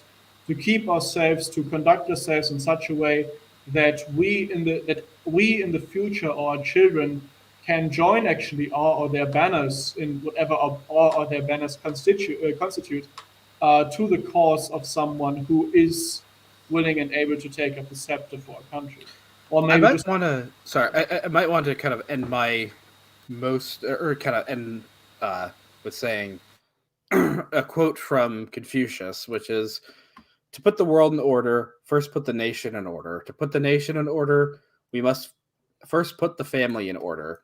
To put the family in order, we must first cultivate our own personal life. We must first set our hearts right." clean your room, bucko. In a Like, much better way just said was- than Jay So, Peterson. I suppose the calculus is a little bit different for us, for those of us who aren't citizens of republics and are subjects of Charles III. In that, like, as long as he or his heirs and descendants still sit on the throne, there is still continuity with a pre-modern civilization, and there is still something like worth preserving and defending and passing down. So the calculus might be different in that, like, we don't have to think about what will come afterwards, right? Because ideally we just maintain the British connection into I the think future you guys, and, like, pass it on to our children. I think you guys need to be, in a sort of sense, prepared in the same way, because what, again, if we go back to the man who started this, or the man who brought us all together, John Oliver, what he, of course, is tapped into, in a sense, right?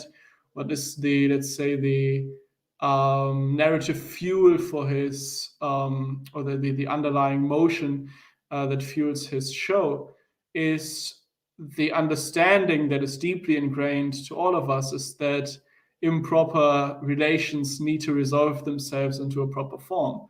And of course, in England, that means you have a monarch that is a monarch by right, but not in any sense of actuality, right? You don't have an acting monarch.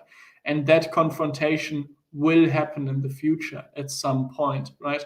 What Elizabeth's reign, like what one of her defining features really was kind of like avoiding any possibility for this conflict to occur like at any level, right? Because like if we look like at it from a legal standpoint, the monarch in Britain actually has a huge amount of power, and I think the reason why the House of Windsor was able to retain that was again because Elizabeth so meticulously always operated around any sort of confrontation, which she, let's say, in the most giving and charitable interpretation of her monarchy I can make, just knew that she wasn't going to win, so she better kind of like kept it as a fight for the future to have. But that fight will need to be fought between the crown and the government, right? And it is something that John Oliver, at the end of the day, is pushing for to happen now, because right now the government can win, right? And we don't know how it will be in 50 years, but what will be important for that fight is again like how much support the monarch can get once he decides to put up this fight.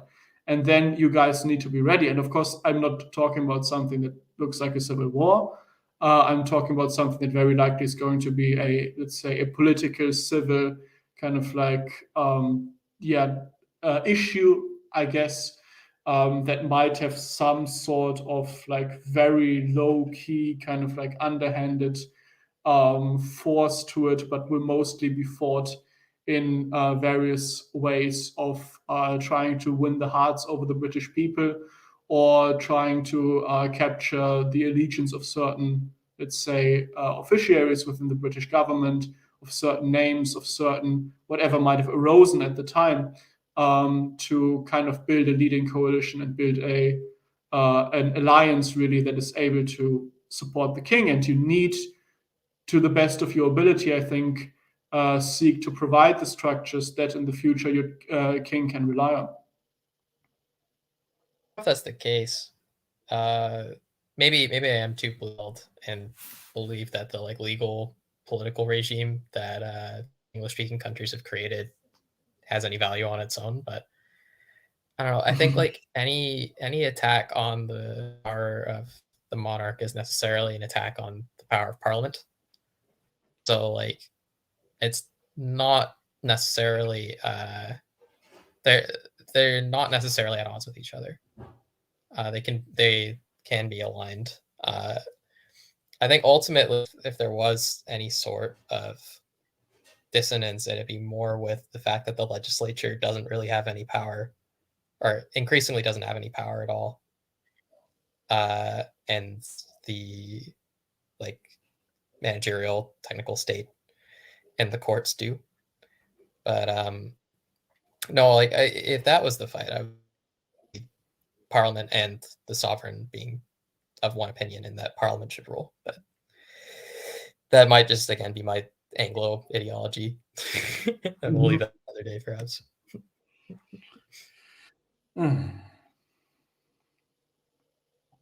Okay. Well, so true. So, I mean, are we done? I think so. Right? Like everybody's really low energy now. Yeah. Okay. Well, I'd like to say a final white pill, if you don't mind, Settler. yeah, go ahead. Monarchy mirrors best the leadership that God has set down for us, which is that one leader is chosen by him, and that leadership is passed down through a family lineage, as that family does its best to train itself to be a leader of its people. And because of that, there's a symbiotic relationship between a monarchy and its people that's mirrored in no other kind of government. And ultimately, the reason that we're all monarchists here is because we want to see people be governed in the most Christian and biblical way possible. And humane way. I'm not actually... I know this will throw a wrench into the whole stream at the 11th hour, but I'm not 100% sure that monarchy is the sort of biblically endorsed mode of running a country. Didn't Israel beg for a king, and God warned them that this was a bad idea and they should stick with the judges? Solomon? Okay, so can I just answer that real quick? Yeah, go. I mean, I'm not in any rush. Go ahead.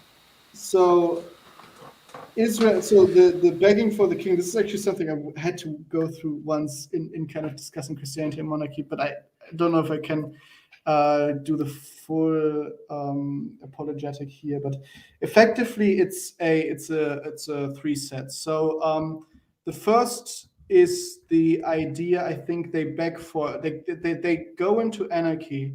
They beg for a king because they think that, and the thing they think is that they need someone who is strong, authoritarian. They want a strong man, effectively. So when they ask for a king, they're asking for a strong man. They're asking for someone to kind of like take over the rules and kind of like do whatever needs to be done. And so God gives them these kings to kind of show them that that's not really what it's about. Then they go into another anarchy, right? Because the kings have all failed, and then they see, okay, but it's not about like it's not that these kings are false or that kingship is false, right? And then it all kind of resolves into one figure, and that is the prefigurement of the Messiah. And the answer isn't, oh, like Israel wasn't supposed to have a king. The answer was the understanding of Israel it had of its king wasn't like sufficient enough that they could later understand the Messiah correctly, right? So, and this is of course something that we even have like lingering at Christ's time, because it's something that humanity falls back into again and again and again and again, is the idea of many Israelis at the time, of many proto-Christians at the time, is that the Messiah was going to come and he was going to rally the tribes, and he was going to lead a campaign against Rome, and which is why Christ is trialed at the end, right? He is trialed because very likely the Romans, what they mostly heard was from proto-Christians who hadn't, and from then developing Jews who hadn't like understood what the Messiah was really there for, who had still needed to be taught that, or were never going to understand that, right? So that is why they fear that uprising, under him as a king. And that is also why once Christ has shown the kingship of the Messiah, and thereby also shown how all authority on earth is supposed to behave, because it's the authority of the church, it's the authority of the husband to the wife, it's the authority of master to servant, it's the authority of a general to his soldiers, and the authority of a king to his country. Then the Christians understand it, and those who reject him immediately double down on their idea of leadership, which is why, as kind of the religion's part, those who reject Christ start a massive military uprising, because they fall back again on this Old Testament understanding of kingdom, where you conquer through your might and your power, and just through destruction and power, not understanding that at the absolute infinity of God's power and mercy and justice, all of these things, let's say, fall away because they're so self-evident, and the only thing that really matters is the connection that we have to Christ. Napoleon even said that, like Alexander the Great, somebody, and even myself had tried to forge empires on force, and yet Christ built his empire on love, and even now millions would gladly die and fight for him. Yeah. And in a way, it's interesting that after the fall of the Roman Empire, who was it that helped pick up the pieces but the Germanic and Frankish kings, with the help, of course, of the Holy Church, and and helped establish Christendom, through Clovis, Charlemagne, Otto, Alfred. And of course, the church, Christ's church, is organized, which Lambda probably won't agree with, but is organized, let's say, as a family. Monarchy. Yeah, but like in structure as a monarchy. And you have the Holy Family. You have Mary, whose Immaculate Conception we've just celebrated yesterday. Our Lady of the Immaculate Conception. Our Holy Queen, Christ our King. Someone needs to say, pray for us. Amen. No one said pray for us. Whatever. Yeah. Okay, now I'm going to say, for the Lady of the Immaculate Conception, pray for us. Amen. By the way, Lambuda, if you go around denying Marian dogmas right now, you're gonna get kicked. I'm actually I sympathetic wasn't planning to to say anything about Mary. What I thought I was wise to just. You keep, better not keep say anything stum. about Jesus' mom. So I'm sympathetic to what Lambda is saying because I don't really know the monarchist for any country other than my own. Like, I don't know if it's possible to be one in an abstract sense. Like, and I don't really think that's supported all that much in the like. It's not like they showed up at ATS, which was a republic, and just said, okay, by the way, you need to stop being a republic and become a monarchy, right? This might also be a product of my Anglo ideology, because Burke Yes. would say much the same thing. Like, people have a way of government that's appropriate to themselves, and we shouldn't absolutize and say no. You need to The get rid only of your council or whatever countries and get a king. where But the only country where we can say that the mode of their government is really something that wasn't externally enforced, that is part of the Western world, is the United States, right? So in Spain, of course, hilariously, the monarch is instantiated and abolishes the monarchy against the wishes of his people, because he was the Franco's big blind side was that his like successor, whom he wanted to restore the Spanish monarchy, was raised on effectively like English libertine thought, and thought that monarchy wasn't really the way to go.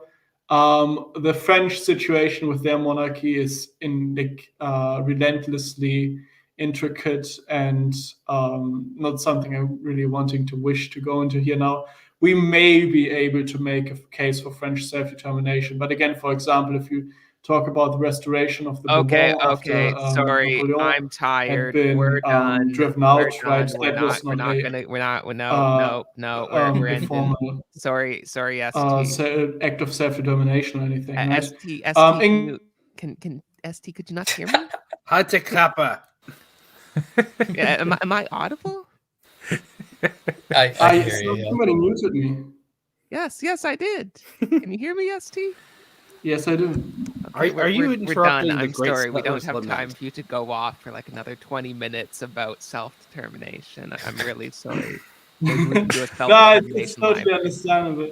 Certainly understandable. No. Yeah, I love think you, we all ST. I I love you. guess. It's just we don't have Maybe. time. Okay. So conclusion. John Oliver bad.